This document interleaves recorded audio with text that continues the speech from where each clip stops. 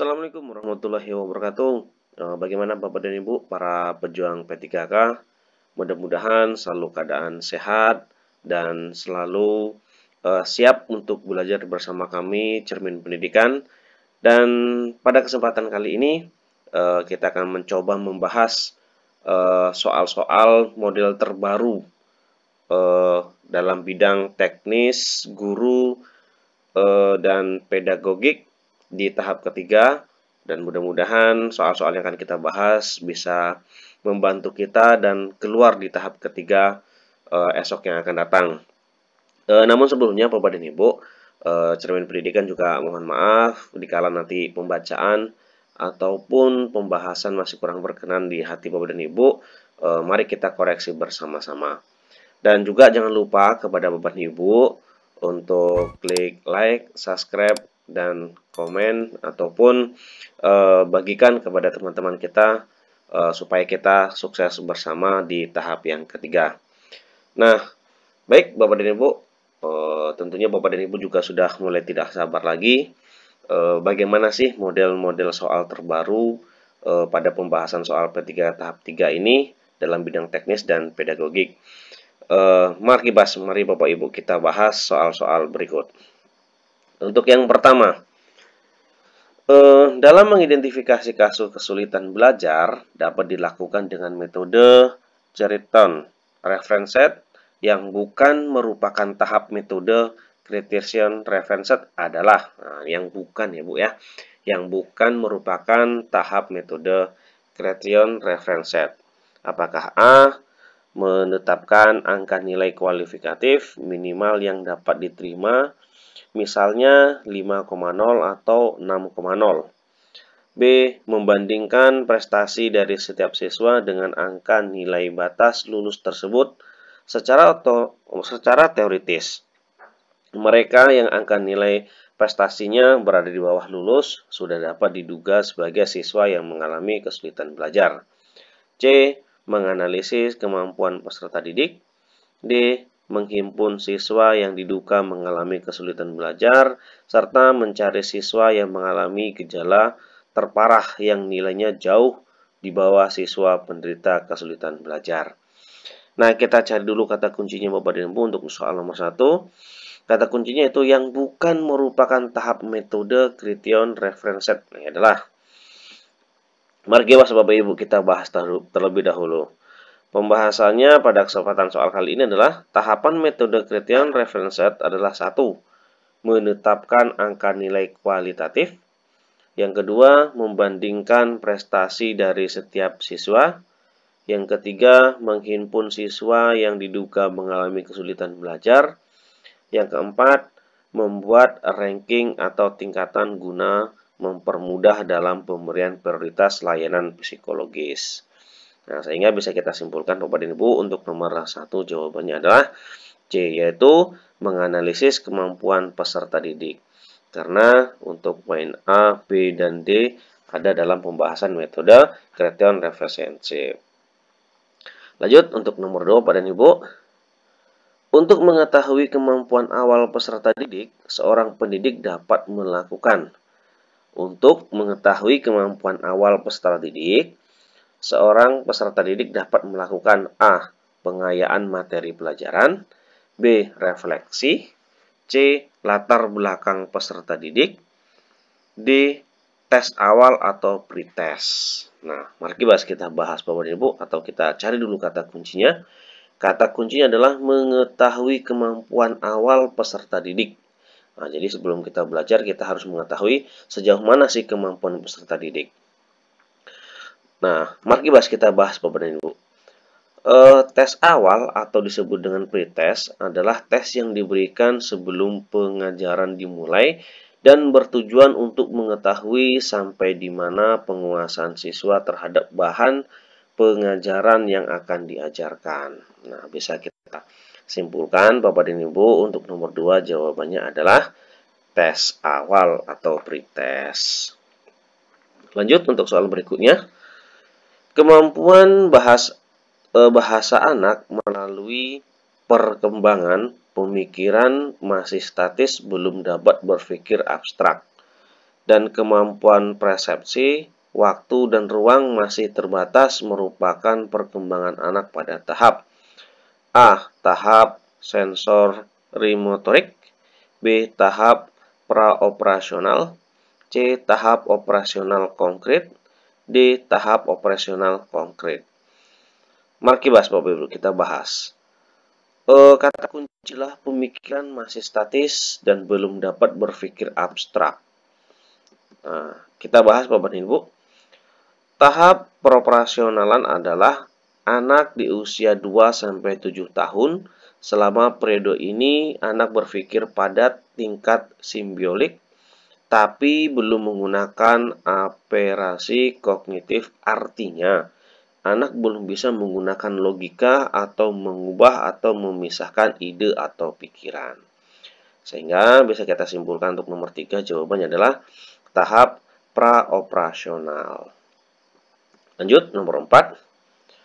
Seorang anak dengan kemampuan menggunakan kata secara efektif, baik lisan, pendorong, orator, penerjemah, dan sebagainya, maupun tertulis ataupun tulisan, sastrawan, penulis skenario drama atau film, fonologi atau bunyi bahasa, semantik atau makna bahasa, dimensi pragmatik atau penggunaan praktis bahasa.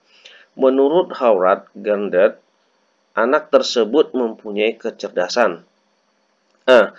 Kecerdasan bahasa, B. Kecerdasan logika matematika, C. Kecerdasan ruang, atau D. Kecerdasan gerak tubuh. Nah, kita lihat kata kuncinya. Kata kuncinya itu kemampuan menggunakan kata secara efektif dan baik dan lisan maupun tulisan. Dan menurut Howard Gardner ya, menurut Howard Gardner adalah, mari kita bahas Bapak Ibu. Ada 8 kecerdasan menurut Howard Gardner. Yang pertama, kecerdasan linguistik dan verbal, yaitu kemampuan menggunakan kata-kata dan bahasa secara efektif. Kemudian kecerdasan logika dan matematis, yaitu kemampuan dalam operasi matematika. Kemudian kecerdasan virtual dan spasial, kemampuan untuk memvisualisasikan, membuat sesuatu dalam ruangan. Kemudian ada kecerdasan musikal, ada kecerdasan interpersonal, kecerdasan interpersonal, kecerdasan kinestetik dan jasmani, dan yang terakhir adalah kecerdasan naturalis. Nah, bisa kita simpulkan untuk nomor 4 jawabannya adalah kecerdasan bahasa, karena kemampuan menggunakan kata secara efektif, ya, kata efektif dan lisan maupun tertulis, ya. Jadi kecerdasan bahasa. Lanjut untuk nomor 5. Salah satu unsur strategi pembelajaran adalah mengidentifikasi dan menetapkan spesifikasi dan kualifikasi hasil output dan sarana target yang harus dicapai dengan mempertimbangkan aspirasi dan selera masyarakat yang memerlukannya. Neumann dan Logan bin Syamsuddin Ma'mun ya pada tahun 2003 ditulis dalam bukunya. Penerapan dari unsur strategi di atas dalam konteks pembelajaran adalah A. Menetapkan spesifikasi dan kualifikasi tujuan pembelajaran, yakni perubahan profil, perilaku, dan pribadi peserta didik. B. Mempertimbangkan dan memilih sistem pendekatan pembelajaran yang dipandang paling efektif. C. Mempertimbangkan dan menetapkan langkah-langkah atau prosedur metode dan teknik pembelajaran. Atau D. Menetapkan norma-norma dan batas minimum ukuran keberhasilan atau kriteria dan ukuran baku keberhasilan. Kita lihat kata kuncinya Bapak dan Ibu. Kata kuncinya adalah menetapkan spesifikasi dan kualifikasi hasil atau output dan sasaran atau target yang harus dicapai. Mari kita bahas Bapak dan Ibu. Pembahasannya adalah dari strategi tersebut kita diterapkan dalam konteks pembelajaran, maka menetapkan spesifikasi dan kualifikasi tujuan pembelajaran yakni perubahan profil, perilaku, dan pribadi peserta didik. Sehingga bisa kita simpulkan untuk nomor 5 jawabannya adalah menetapkan spesifikasi dan kualifikasi tujuan pembelajaran, yakni perubahan profil, perilaku, dan pribadi peserta didik. Lanjut Bapak Ibu untuk nomor 6. Dalam kompetisi pedagogik, guru menguasai teori belajar dan prinsip-prinsip pembelajaran yang mendidik. Dalam prinsip pembelajaran yang mendidik, guru harus A. Melaksanakan proses pembelajaran sesuai dengan jadwal. B. Menerapkan berbagai pendekatan strategi, metode, dan teknik pembelajaran yang mendidik secara kreatif dalam mata pelajaran yang diampu. C. Menggunakan strategi pembelajaran. D. Hanya menggunakan teknik pembelajaran saja. Nah, kita lihat kata kuncinya di sini Bapak dan Ibu, yaitu prinsip pembelajaran yang mendidik. Ya, prinsip pembelajaran yang mendidik bagi guru untuk berinovasi di dalam kelas ya Bapak dan Ibu. Mari kita bahas Bapak dan Ibu. Prinsip pembelajaran yang mendidik, guru harus mampu menggunakan berbagai pendekatan, strategi, metode, dan teknik pembelajaran yang mendidik secara kreatif sesuai dengan standar kompetensi guru dan menyesuaikan metode pembelajaran dengan karakteristik peserta didik serta memotivasi mereka untuk belajar. Nah, bisa kita simpulkan Bapak dan Ibu, jawabannya adalah menerapkan berbagai pendekatan, strategi, metode, dan teknik pembelajaran yang mendidik secara kreatif dalam mata pelajaran yang diampu. Jadi sehingga dengan adanya pendekatan, strategi yang pas, dengan metode juga yang tepat, dan teknik pembelajaran yang mendidik secara kreatif, insya Allah pelajaran kita akan mudah diterima oleh peserta didik kita. Lanjut untuk nomor 7 Bapak dan Ibu. Pada kurikulum 2013, penyusunan kurikulum dimulai dengan menetapkan SKL. Kemudian berdasarkan kesiapan siswa, tujuan pendidikan nasional, dan kebutuhan. Setelah kompetensi ditetapkan, kemudian ditentukan kurikulumnya yang terdiri dari kerangka dasar kurikulum dan struktur kurikulum. Ada beberapa faktor yang harus dikembangkan antara lain. A. Tantangan internal dan eksternal. B. Responsibility. Kemudian C. Response rates. Dan D. Enrich Head. Nah, kita lihat kata kuncinya Bapak dan Ibu. Kata kuncinya adalah kerangka dasar kurikulum dan struktur kurikulum. Mari kita bahas Bapak dan Ibu. Kerangka dasar pedoman yang digunakan untuk mengembangkan dokumen kurikulum, implementasi kurikulum, dan evaluasi kurikulum, dan faktor utama yang harus dikembangkan adalah tantangan internal dan eksternal. Jadi, secara jelas bisa kita simpulkan untuk nomor 7 jawabannya adalah tantangan internal dan eksternal. Baik, mohon maaf Bapak dan Ibu, sebelum kita lanjutkan, jangan lupa ya Bapak dan Ibu untuk klik like, subscribe, komen, dan bagikan apabila materi ini bermanfaat dan bisa membuat teman-teman kita menjadi lebih paham dan sukses bersama. Lanjut untuk nomor 8 Bapak dan Ibu. Yang ditekankan di dalam strategi pembelajaran interaktif adalah A. Membangun inisiatif individu, kemandirian dan peningkatan diri. B. Diskusi dan sharing di antara peserta didik. C. Pembelajaran didominasi arahan dari guru. D. Proses penyampaian materi secara verbal. Kata kuncinya di sini adalah strategi pembelajaran yang interaktif. Mari kita bahas Bapak dan Ibu. Pembahasannya adalah pembelajaran interaktif adalah suatu cara atau teknik pembelajaran yang digunakan guru saat menyajikan bahan pelajaran.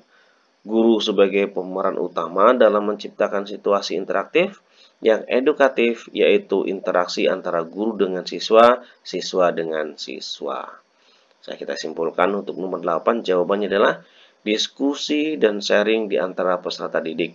Karena di dalam diskusi dan sharing di antara peserta didik tergantung yaitu antara interaksi, interaktif, edukatif antara guru dengan siswa, siswa dengan siswa. Lanjut untuk nomor 9. Pengembangan kurikulum pemangku kepentingan STK dilakukan dengan melibatkan pemangku stakeholders untuk menjamin relevansi pendidikan dengan kebutuhan kehidupan, termasuk di dalamnya kehidupan kemasyarakatan, dunia usaha, dunia industri, dan dunia kerja. Pernyataan tersebut di atas sesuai dengan prinsip pengembangan kurikulum. A. Tanggap terhadap perkembangan ilmu pengetahuan dan teknologi serta seni. B. Relevan dengan kebutuhan kehidupan. C. Menyeluruh dan berkesinambungan. Atau D. Beragam dan terpadu. Di sini kata kunci adalah pengembangan kurikulum pemangku kepentingan atau stakeholder. Kemudian prinsip-prinsip pengembangan kurikulum. Nah, kita bahas Bapak dan Ibu. Pembahasannya untuk kali ini adalah prinsip pengembangan kurikulum untuk menjamin relevansi dengan kebutuhan masyarakat, dunia usaha atau industri, dan dunia kerja adalah menyeluruh dan berkesinambungan. Sehingga bisa kita simpulkan jawabannya adalah menyeluruh dan berkesinambungan berdasarkan dari pembahasan kita yaitu menyeluruh dan berkesinambungan. Lanjut untuk nomor 10. Kurikulum 2013, proses pembelajaran menggunakan pendekatan saintifik, artinya yaitu A. Kurikulum harus mengandung hal-hal baru sehingga dapat membantu siswa untuk dapat mengembangkan setiap potensi yang dimilikinya. B. Menyelesaikan atau menyeleksi nilai dan budaya mana yang perlu dipertahankan dan mana yang harus dimiliki oleh siswa. C. Pembelajaran yang mendorong siswa lebih mampu dalam mengamati, menanya, mengumpulkan informasi, mengasosiasi, dan menalar, dan mengkomunikasikannya. D. Mengembangkan kompetensi dasar berdasarkan pada prinsip-prinsip akumulatif, saling memperkuat, dan memperkaya antar mata pelajaran. Kita lihat, kata kuncinya adalah proses pembelajaran menggunakan pendekatan saintifik. Apakah itu saintifik, Bapak dan Ibu? Untuk Bapak dan Ibu ini sungguh paham sekali apa sih pendekatan saintifik itu. Karena selalu tertulis di RPP kita ya Bapak dan Ibu. Pembahasannya adalah sebagai berikut. Pendekatan saintifik dalam kurikulum 2013 adalah meliputi 5 kegiatan inti yang terdiri atas beberapa kegiatan yaitu mengamati, menanya, melakukan, menalar, atau mengasosiasikan dan mengkomunikasikan atau membuat kesimpulan. Sehingga bisa kita simpulkan jawaban untuk nomor 10 adalah pembelajaran yang mendorong siswa lebih mampu dalam mengamati, menanya, mengumpulkan informasi, mengasosiasi, dan menalar dan mengkomunikasikan. Nah, terima kasih Bapak dan Ibu pada kesempatan kali yang pertama ini. Mudah-mudahan bisa membantu Bapak dan Ibu, dan kita lanjutkan pada pembahasan yang kedua di esok hari akan kami publikasikan Bapak dan Ibu. Terima kasih, jangan lupa Bapak dan Ibu untuk klik like, subscribe, dan komen. Bagikan jika bermanfaat supaya teman-teman kita juga sukses bersama kita. Dan terima kasih untuk sebelumnya. Assalamualaikum warahmatullahi wabarakatuh.